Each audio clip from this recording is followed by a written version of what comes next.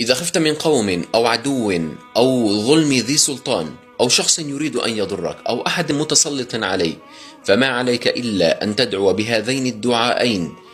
احفظهما جيدا ورددهما بيقين حال خوفك وفزعك، وانظر كيف سيؤمنك الله ويكفيك شرهم وكيدهم. قل: اللهم اكفنيهم بما شئت وكيف شئت، إنك على ما تشاء قدير. وقل: اللهم إنا نجعلك في نحورهم ونعوذ بك من شرورهم. قل: اللهم اكفنيهم بما شئت وكيف شئت، إنك على ما تشاء قدير.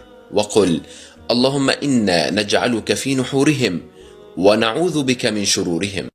قل: اللهم اكفنيهم بما شئت وكيف شئت، إنك على ما تشاء قدير.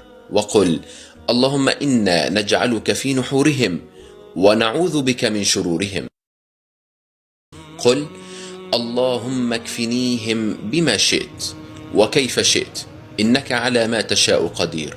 وقل: اللهم إنا نجعلك في نحورهم ونعوذ بك من شرورهم.